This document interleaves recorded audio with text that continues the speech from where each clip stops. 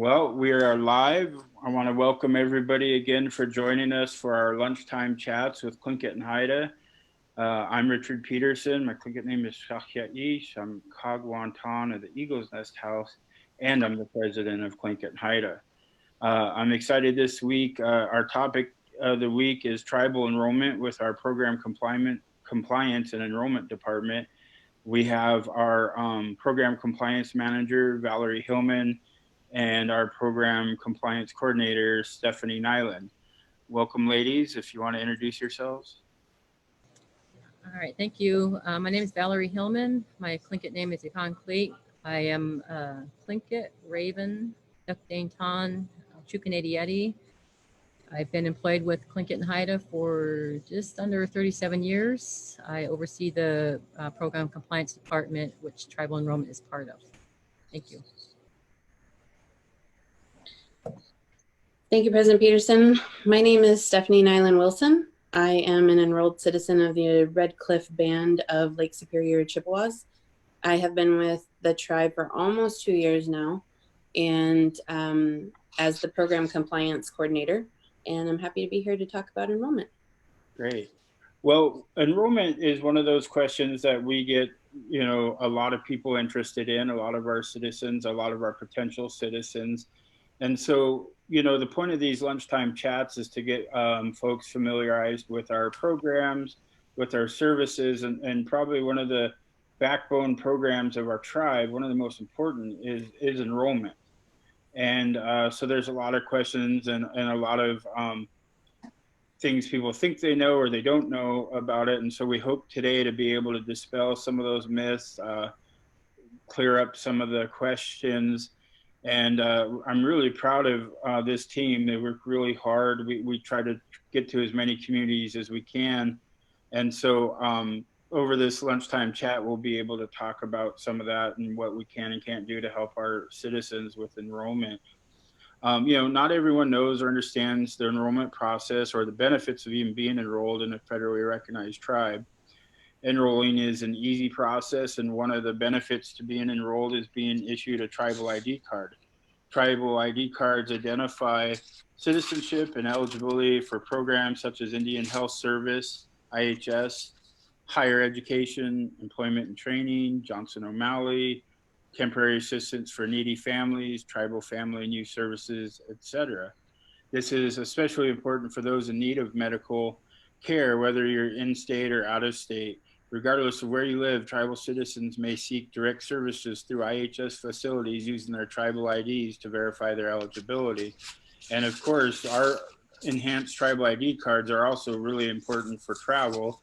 And we've tested those out, and we've crossed the border to Canada several times with those ourselves. So we know that they work. We also know that they're on the federal register, so we know that all federal agencies are supposed to recognize them, but we know from time to time you can run across TSA agents or border agents that aren't familiar. And so we've heard rumors that people have been denied. We haven't experienced it ourselves, but so one of the things we'll talk about today. But I'll go ahead and get us started with questions for you ladies.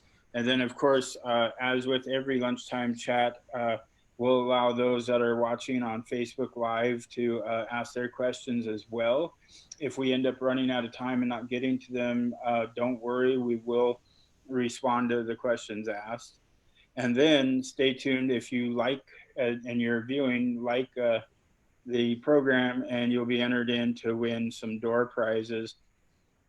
So I'll go ahead and get us started with Val. Val, can you tell me how many tribal citizens are enrolled with Tlingit Haida? Here we have 31,897 active tribal citizens. That's as of December 2019.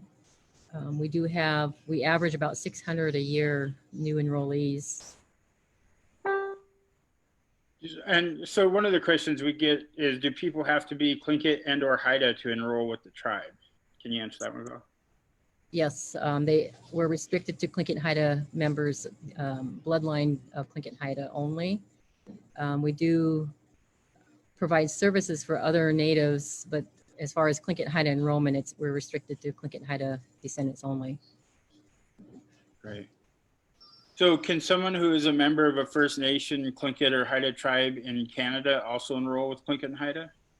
They can, if they're Tlingit or Haida and they show that they're a descendant of an enrolled member.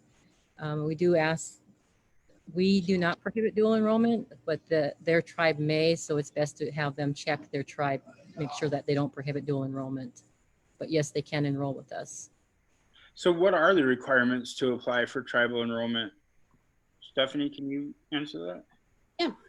To apply for enrollment, you need to submit an application along with an original birth certificate that has both of your parents on there, or at least, the long form for Canadian birth certificates.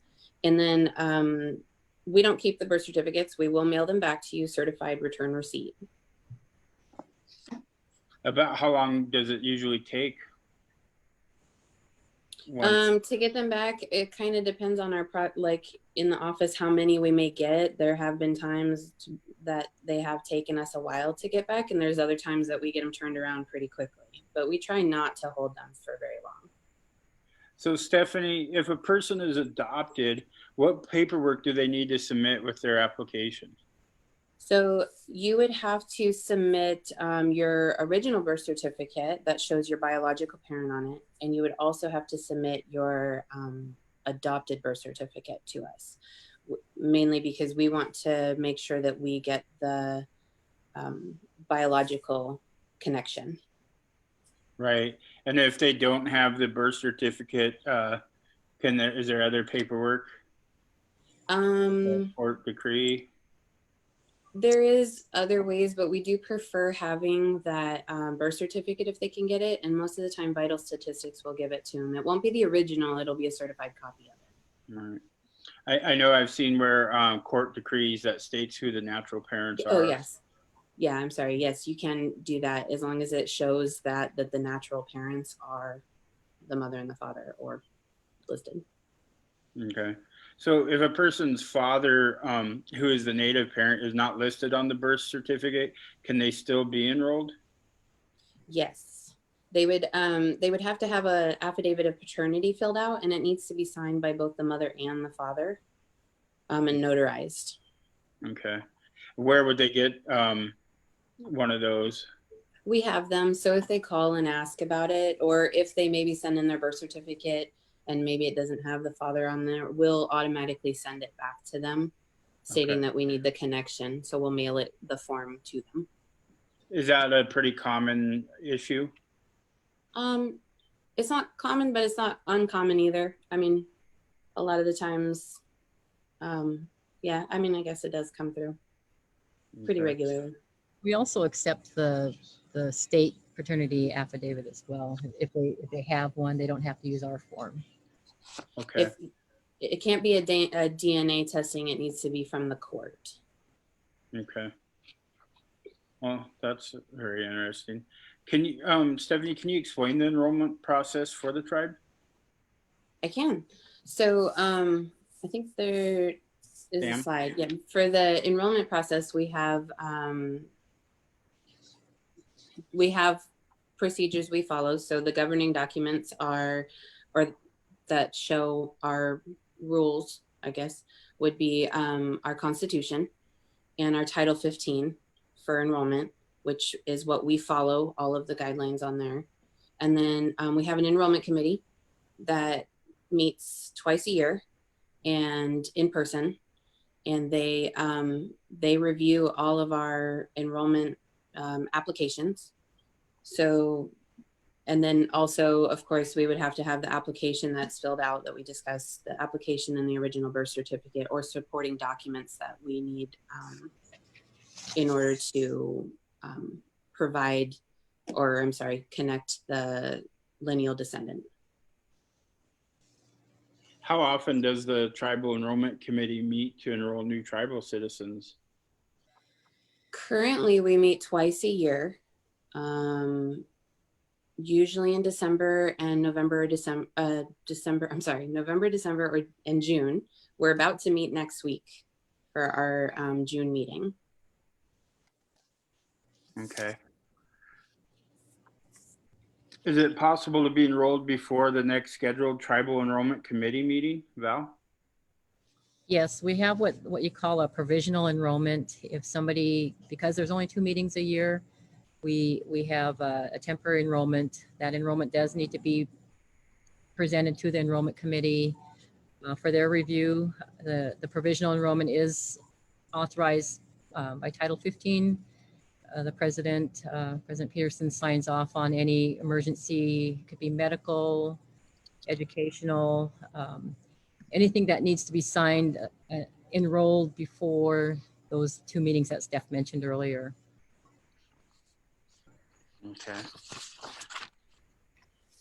How do tribal citizens change their blood quantum if it needs to be corrected? If you believe your blood quantum's incorrect, you just do a letter to us and provide the documents that you can establish that our blood quantum is incorrect, and that those documents are presented to the enrollment committee. The enrollment staff, program compliance staff, we just do the administrative work, and so we gather all that information for the committee. They do present blood quantum corrections to the committee, and if the tribal citizens' blood quantum is correct, all the descendants will automatically be corrected from, they would call it house cleaning, and reissued new ID cards. So if someone's already enrolled with the tribe, but they've lost their card, can you, Stephanie, tell us how they can get a new tribal ID card? Yes, so currently, due to the pandemic, we are taking appointments to get a new tribal ID card, but you can also do it by filling out a form, mailing it in to us, or you could drop it off down at the Andrew Hope building. But there's an affidavit form that needs to be filled out. It you attach your picture to it and get it notarized, and then send it in to us, and we'll mail one back to you. Great. Val, recently Tlingit Haida removed the listing of blood quantum from the tribal ID. Can you talk about the decision-making process on that?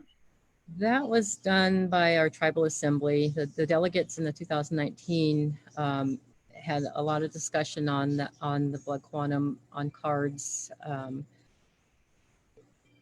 They voted on that to have, they passed it in the 2019 tribal assembly to remove it from our ID cards. I don't want to state on the formal reason for that, but it was passed by the tribal assembly. So like I mentioned earlier, our office does administrative work for what the government asked us to do. And so that was passed and forwarded on to us to have that removed. Right. I know that a lot of folks question that. You know, one of the reasons you may need your blood quantum is if you hunt and harvest marine mammals like sea otter. So is there a way to still get that information if it's, since it's not on the card? Yes, we can do a certificate of enrollment, and that will list, and that can be for anything. It doesn't have to just be for the hunting. Sometimes scholarships need it. Sometimes you need a document that needs your Social Security on it, and those are case by case. We'll have our certification letter now has name, enrollment number.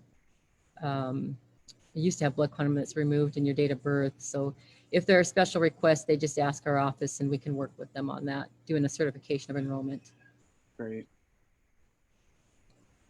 So the tribal ID also now has an expiration date. Can you explain that, Val? Yes, that was done. Part of it, we wanted to kind of be in alignment with other formal IDs. They have expirations. We met with the security over at the bureau at the federal building, and it was a suggestion that we looked into, and it also helps us get in contact with our tribal citizens. Sometimes we get them enrolled and we don't hear from them. This will help us update our records as well. But it's more to be in alignment with other IDs that so our tribal citizens can have a little bit more ease trying to use their ID card. Great. I know also with the Real ID Act and stuff, it helps with that too, right? Our card holds up then with the expiration date. Yes, they could use it for traveling on domestic flights and on the ferries. If you're going to fly, you still need a passport, though. Okay. So yeah, I remember we went to that Border Alliance conference, and so we traveled across the border, drove across, had no problems. I know when I traveled to Haida, we still had to present our passport. Right. Because we were flying. So those are things that I've personally experienced too. So if you're driving, it's a lot easier. Right. You know, but I think it's always good to get your passport anyhow. What kind of information is provided over the phone regarding enrollment, Stephanie? Well, after verification of the person, the citizen, we will give out your enrollment number and just state whether you are an enrolled citizen, yes or no. But after that, it would need to be a written release that would need to be submitted for us to release any other information. Okay. Can family members request verification of enrollment?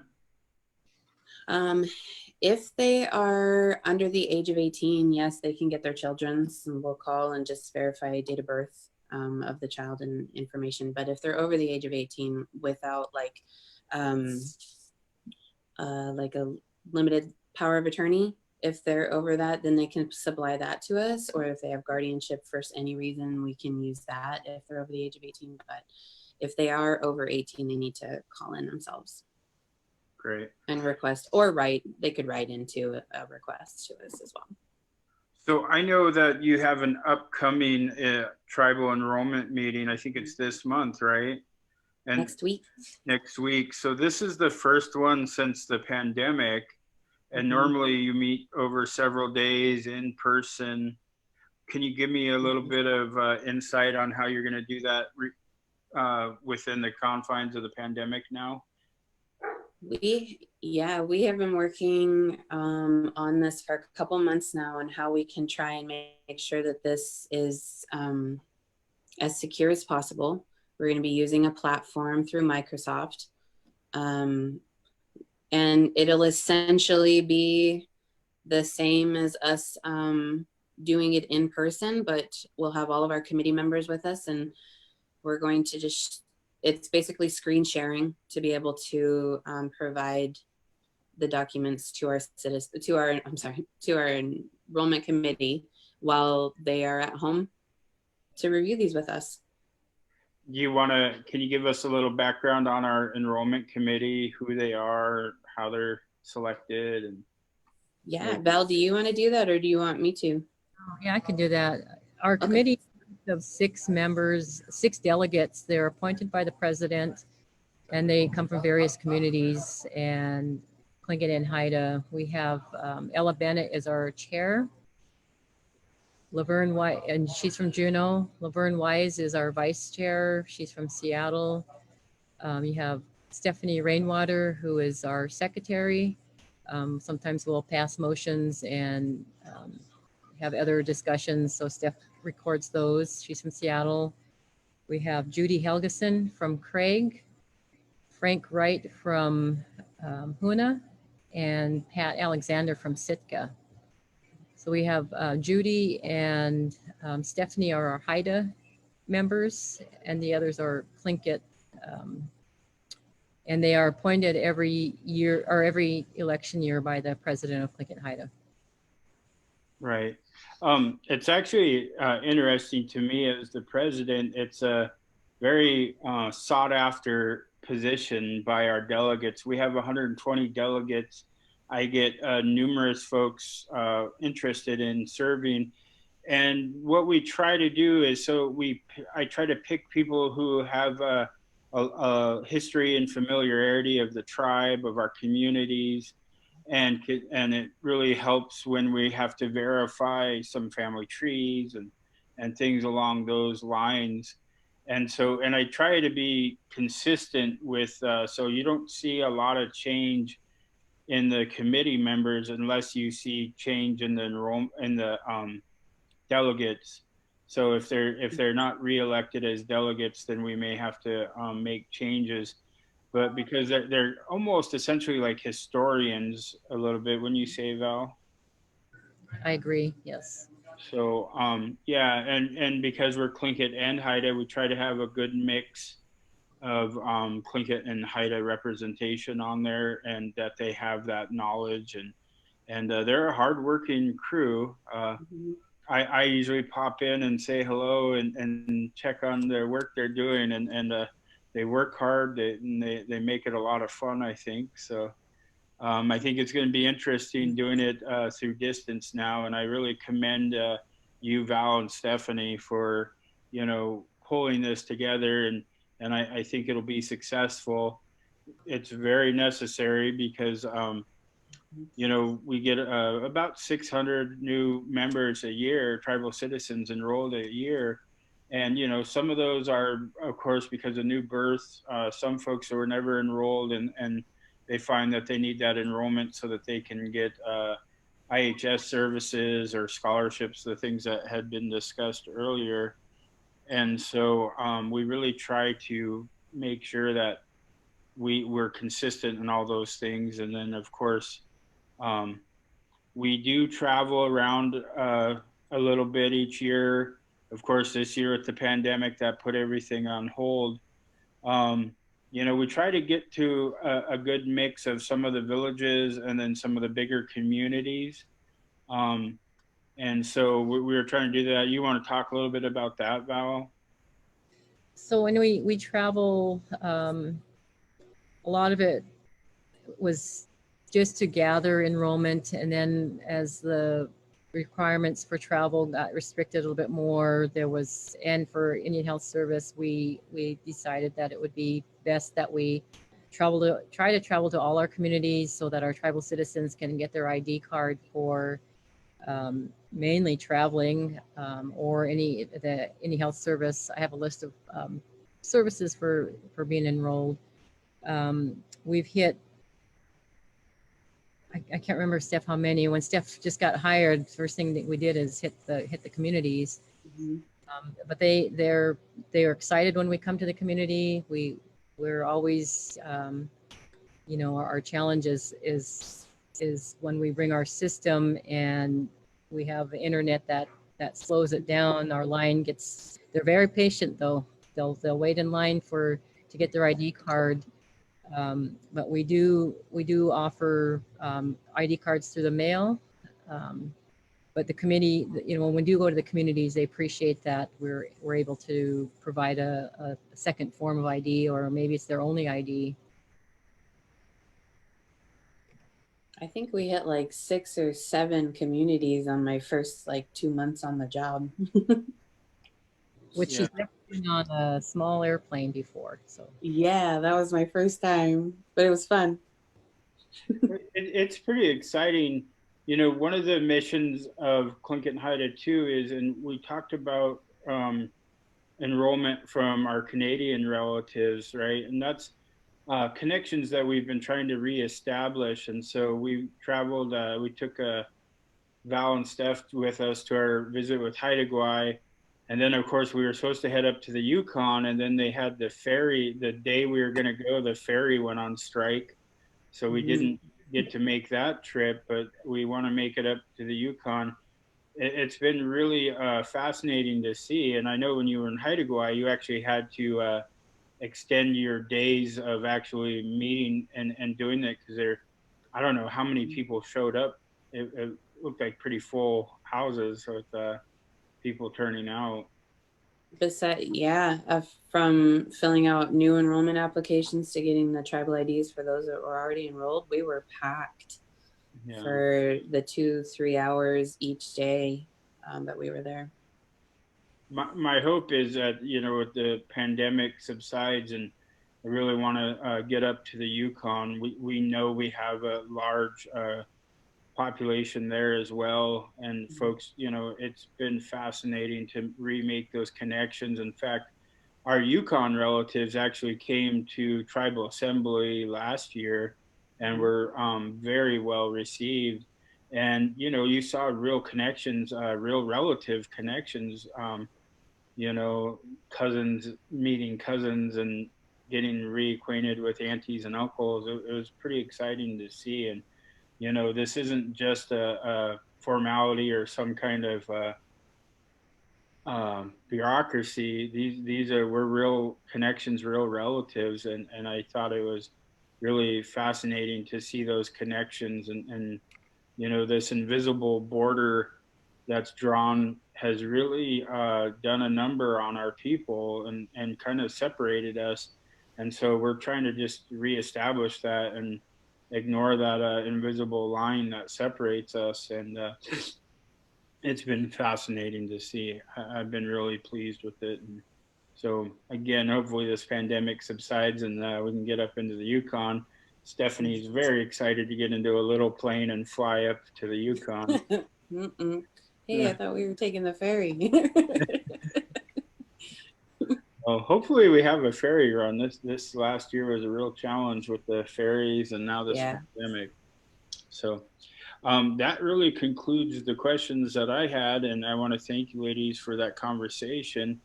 I want to turn to Sam now. And Sam, do we have any questions from our audience?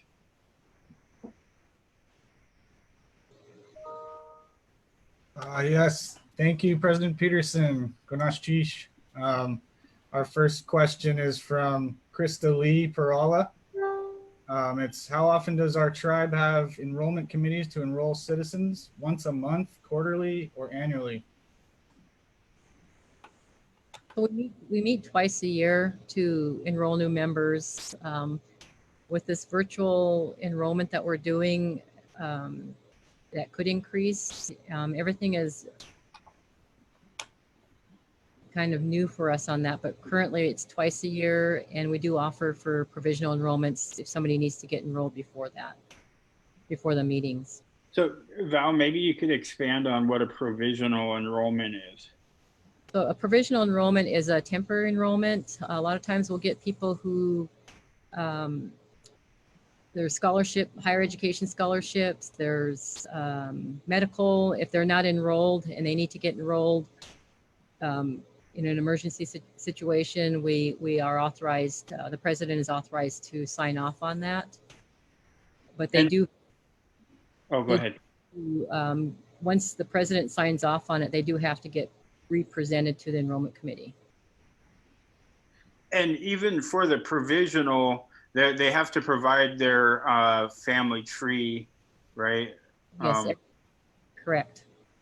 Everything that goes through the enrollment committee also has to go through the provisional process. It's the same process for like the application, the birth certificate, the family tree, the same application. We just try and meet up with you in between our meetings to get a signature. Yeah. Okay.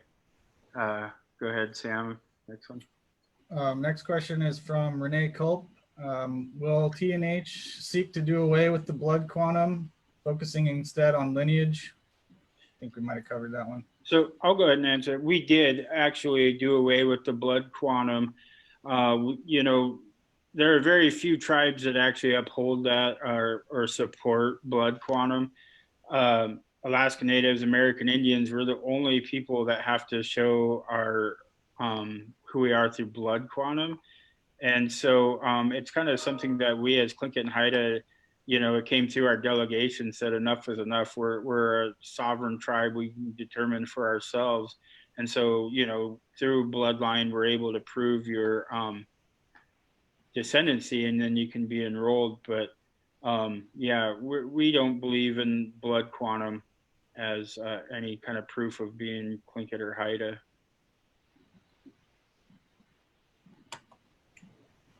Our next question is from Lindsay Nelson. How can I get a new ID in Seattle? On our Tlingit Haida website, there is a link for a tribal affidavit form, tribal identification affidavit form. It's under the enrollment. It's at the ccthita-nsn.gov. Once you fill that out, attach a picture, sign it in front of a notary, and then mail it to us. You can also email it to us at our tribal enrollment email, and we'll get them mailed right back out to you. We're pretty, I think we're pretty close to not being behind on those at all. So they're turning around pretty quickly right now. Awesome. Our next question is from Tina Wilson. Do we have to pay for the new cards? There's 11 of us, my husband, myself, my kids, my grandchildren. They are free. In the past, we had to pay for them when we had a different vendor doing ID cards for us, but that was years ago. So now that we have the equipment on site, they are free. All right. I believe our last question is from Tommy Gee. Hello, can the enrollment committee form smaller committees to conduct outreach to citizens who have been known to be deceased but have yet to be removed from enrollment by process due to the address changes or no next of kin? Perhaps during enrollment drive to ask for updates from other family? So we wouldn't form smaller committees, but Tommy Gamble's question is really relevant. And so we're looking at ways that we can get our staff to each community, you know, as we have, and make it a little more meaningful visit, more than just taking and doing IDs, but actually making themselves available, meeting with the local tribe, spending probably a couple more days so that we can accomplish those things. You know, it's to our benefit to do that. And I really appreciate Tommy. He's a newly elected delegate, waiting patiently to be sworn in, and has been offering a lot of insight into our communities. And we are taking those things into consideration. So please keep them coming. And, you know, we're looking at new ways to accomplish this, and still do it on a limited budget, unfortunately. But it helps when we get invited to community events where we know that there will be larger populations of our folks present. So if you're having some kind of big event, I know Sitka has started having like the herring egg kuik, or I shouldn't say herring egg, the herring kuik. And so, you know, before this pandemic, we were planning, that was one of the ones I was hoping to bring us to, and to be able to be more engaged. So we're looking for those opportunities. And Sam, I shared this as a watch party, and there's a whole bunch of questions on that one too. So I'm gonna, if that was that the last question you had? I've got one more. Okay, go ahead. From Raymond Lindholm. Does TNH have any resources to connect citizens with the tribes or villages or houses that their families were historically connected to? That's something that we're hoping to do. You know, genealogy has always been one of my topics that I want to get into. Right now, we don't have a formal resource, but we do have elders that we reach out to, and we ask whoever's looking for family if we can share that information. We get permission. And I kind of start out with where they're from, what community they come from, and then kind of gauge, reach out to our connections in the communities and ask for elders that may know families and help link families together.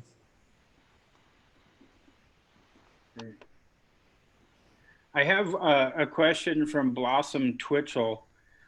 She's been meaning to get her children enrolled. Do you get confirmation of enrollment other than a tribal ID? The certification letter that we spoke about earlier, that also gets mailed out to every single one of the newly enrolled citizens.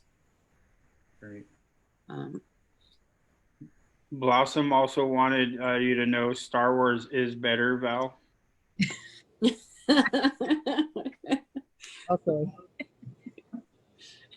oh, you heard that.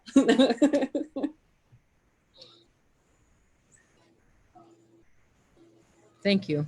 Okay. I'm just screening through for some other questions. A lot of appreciation. Linda Starbird, I appreciate that I was able to get my ID card in Seattle. She was excited to see you in the community. Can I say I love going on those? Like, I love going out into the communities and meeting all the new people. Yeah, Seeing some repeats the last couple years. I gotta say, I was really impressed. Stephanie, when she first came on board, I didn't know how she was gonna acclimate and be as a new employee and with a different tribe.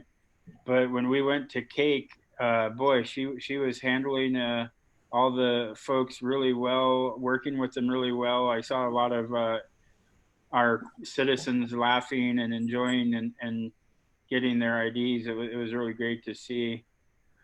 Cindy Peterson from Seattle wanted to say, program compliance has been awesome in providing ID cards for our community. They come at least once a year. Bob Sam wants to, can we assist our citizens living outside our community? I'm not sure what he means by that question. We do, if you live outside, we do get you your tribal enrollment taken care of. So we do that now. Yeah. So, and Morgan Howard wanted to say, I don't believe in blood quantum either, which includes other Native entities like ANCs. Gunukchish, President Peterson, and Tribal Assembly for leading the way. So that's all I had on that. Sam, did we get any other questions? I don't think there's any other questions on our Facebook. Great. We want to go ahead and do the door prize then.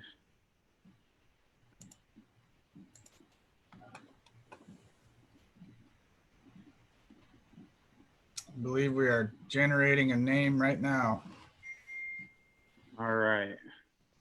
So our raffle winners are Patricia Garlitos, wins David Boxley Formline sweatshirt, and Christina Wheaton gets 2 Sacred Grounds drinkware set. Yay. So congratulations. We really appreciate everybody tuning in. We hope this was helpful. It will be archived, of course, on our Facebook page and then also our YouTube channel. So if you Google us on our YouTube, you'll be able to watch these. And I think we hope to have the questions that are generated and asked that provide long-term answers. So we hope people use this as a resource. Get to meet some of our staff virtually, and we appreciate that. I want to thank our sponsors, Sacred Grounds, Smokehouse Catering, Sacred Shine, Elizabeth Paratovich Hall, and our Navigators program. Thank you all so much for the support, and thank you all for tuning in, and we appreciate it, and we'll see you next week. Where, Sam, do we know what our topic is next week? Tribal court services. That's going to be a good one. Get a tremendous amount of questions on our tribal court. Our tribal court has really grown over the last few years. They've expanded into youth wellness. They've been tackling murdered and missing Indigenous women issues. They've been very active. So I think that'll be a really good one. Please tune in. Please make sure that you share this with your friends and family and generate some questions. And I share it as a watch party, but it'll be really helpful if you ask your questions on the Tlingit Haida Facebook page. So thank you all.